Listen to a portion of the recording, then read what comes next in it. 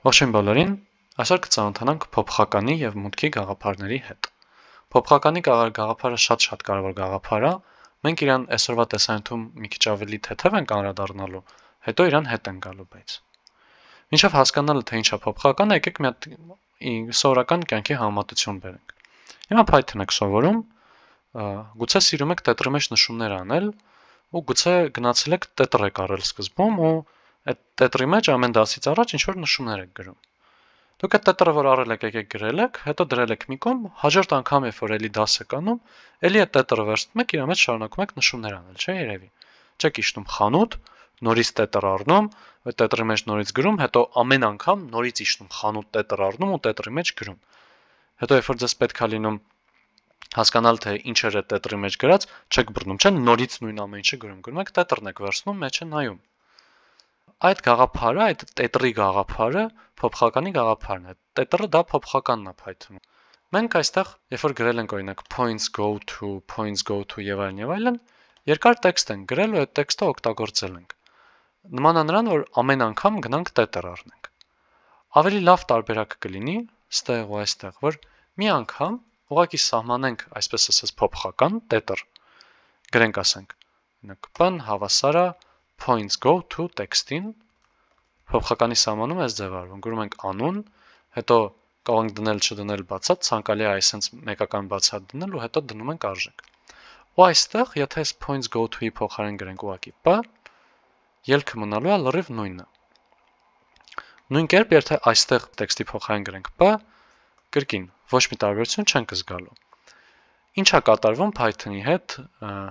ավելի խորքային մակարդակով։ Երբ որ այս մեր Python տետր փոփոխական օրինակ սարքում ենք ու գրում ենք հավասար է առաջի դասի ժամանակ հավասար է lesson 1, այստեղ կարող ենք գրել print Python տետր, սա աշխատացնենք, տեսնում ենք ելքում գրած է lesson 1։ Սա նույնն է ինչ, այսպես գրենք։ Բայց ինչի հաշվին է Python-ը սա հասկանում։ Երբ որ աշխատում է այս տողը, Python-ը գնում է իր այսպես ասած տետրերի մեջ, ավելի տեխնիկական իր հիշողության մեջ, նայում է տեսնում է, կա արդյոք Python տետր անունով տետր։ Տեխնիկապես ասած, նայում է տեսնում է հիշողության մեջ ունի այդպիսի բջիջ, որը գրած է անունը Python տետր։ Եթե չկա կամ եթե չկա, սարքում է իրան ու իրան վերագրում է այս lesson 1 արժեքը։ Այսինքն այդ բջիջի մեջ պահված է lesson 1, կամ այդ տետրի մեջ որ բացում ես տետրը, տեսնում ես գրած է մեջը lesson 1։ Ոստեղ երկրորդ տողում, երբ որ ուզում ենք տպենք իր արժեքը, print Python տետր ենք անում։ Python-ը գնում է, գտնում է իր տետրերի մեջ, որի անունն է Python տետր, բացում է ու իր արժեքի հետ աշխատանք անում արդեն։ Իր արժեքը այստեղ lesson 1-ն է։ Եթե օրինակ գրենք հետո հաջորդ դասին գրենք Python տետրը հավասար է, եւս մեկ դաս ենք արել, գրենք lesson 1 and 2, ու ստեղ տպենք, ասենք print Python տետր, այս դեպքում էլ այս 4-րդ տողի աշխատելու ժամանակ Python-ը գնալու է բացի այդ մեր տետրը ու իր մեջ այս lesson 1 տեքստը փոխարինի այս lesson 1 and 2 տեքստով։ Ու հետո 5-րդ տողում, երբ որ փորձենք տպենք այդ տետրի պարունակությունը, լինելու է lesson 1 and 2։ Սրան դեռ էլի վերադառնալու ենք, բայց ինքը մեզ օգնում է օգտվել մուտքի գաղափարից, որը որ շատ կարևոր է կրկին ու հատկապես կարևոր է profound-ի համար։ Ստեղ մենք, երբ որ ուզում ենք գրենք lesson 1 կամ lesson 1 and 2, մեր ծրագրին մուտք տալը, այս փոփոխականին մուտք տալը արվում էր հենց ուղղակի տպելով կոդի մեջ, այսինքն տպում էին կոդի մեջ։ Բայց սա ոչ այդքան պրակտիկ ձև է, որովհետև եթե ուրիշները ուզենանք, որ օգտվեն մեր գրված ծրագրից, օրինակի համար մուտք անեն, թե իրանք երբ են ծնվել, ու մենք իրանց արտածենք, թե իրանք քանի տարեկան են, կան մուտք կանեն իրանց անունը, մենք գրենք բարև այդ անունով մարդ։ Այդտենց դեպքերի համար չենք կարող կոմպը բոլորին տանք, ասենք դե վերցրեք կոմպի մեջ գրեք։ Պետք է ինչ-որ ձև մուտք վերցնենք, պետք է իրենց համար դաշտ բացենք, ու իրանք այդ դաշտում լրացնեն իրանց անունը։ Դա արվում է input հրամանի միջոցով։ Այսինքն որ գրենք input ուղղակի,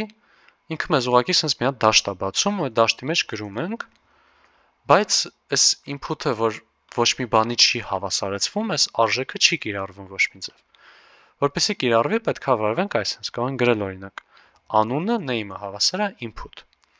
Ու սա եթե աշխատացնենք, այստեղ բացվելու է ասենց դաշտ, իր մեջ կարող ենք գրենք անուն։ Գրեցինք։ Հիմա եթե print անենք name, կտեսնենք, որ ինքը լինում է գրած հենց ուղղակի այն ինչ մուտք ենք արել։ Եթե մի հատ է աշխատացնենք ու ուրիշ անուն գրենք, ինքը կընդունի այդ նոր անունը։ Այս ձևով մարդ օրինակ եթե մուտք անի երբ է ծնվել, կարանք այդ արժեքների համար հենց հաշվենք, թե ինքը քանի տարեկան է։ Չենք կարող ֆիքսել ինչ-որ տարիք։ Եթե ուզենանք մուտք անի օրինակ անուն ազգանունը, կարանք ստեղ գրենք երկու հատ print-ով, ուղղակի name-ը հավասար է input ու surname-ը հավասար է input, պարզապես երկու հատ input գրեցինք։ Ստեղ եթե երկուսն է print անենք, կտեսնենք, որ սկզբում բացվեց մի հատ դաշտ, այստեղ կգրենք անունը, հետո բացվում է մի հատ դաշտ, այստեղ կարանք գրենք ազգանունը, երբ որ աշխատացնենք այս մեկը, կգրենք, տեսնենք, որ գացա հայք տ, այսինքն անունն էլ ազգանունն էլ եկավ պահվեց համապատասխան փոփոխականներում։ Profound-ին համար ակտուալ չի, բայց ընդհանուր առմամբ կարող ենք այս input-ի մեջ ճակերտով գրել որոշակի տեքստ, որը որ կարա հուշի մարդուն։ Օրինակ գրել բան enter name, մուտքագրեք ձեր անունը, այսպես մի հատ տեքստ գրենք,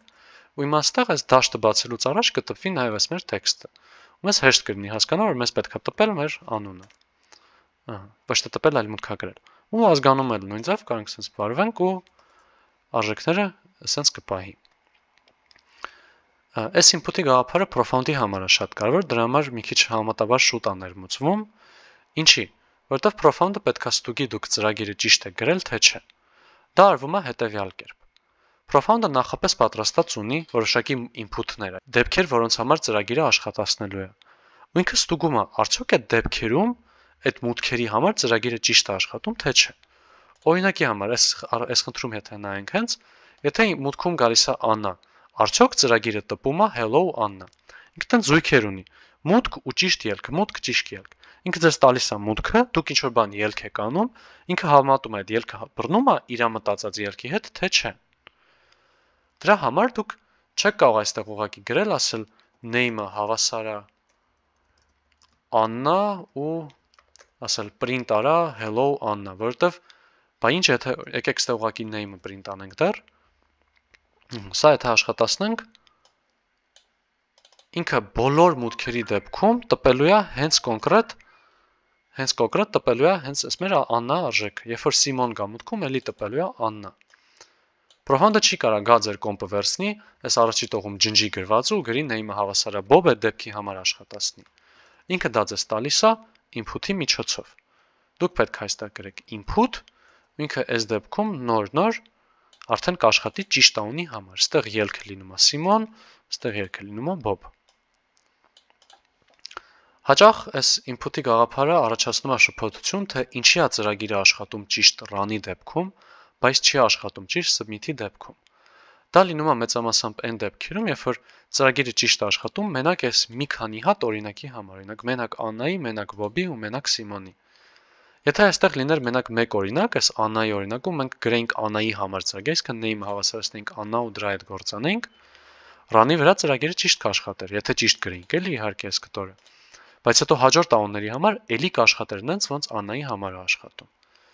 Եթե բախվում եք այդպես խնդրի, որ ծրագիրը ճիշտ է աշխատում run-ով, բայց սխալ է աշխատում submit-ով, կարող եք մտովի փորձել հանել հետևյալը։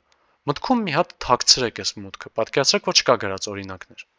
Առանց օրինակներ էլ կարա լինի առաջադրանք, չէ՞։ Այդ դեպքում էլ պետք է նորմալ ծրագիրը գրվի։ Հիմա եթե ստեղ չլինի օրինակ ու ձեր ծրագրում գրված լինի name-ը հավասար է Աննա,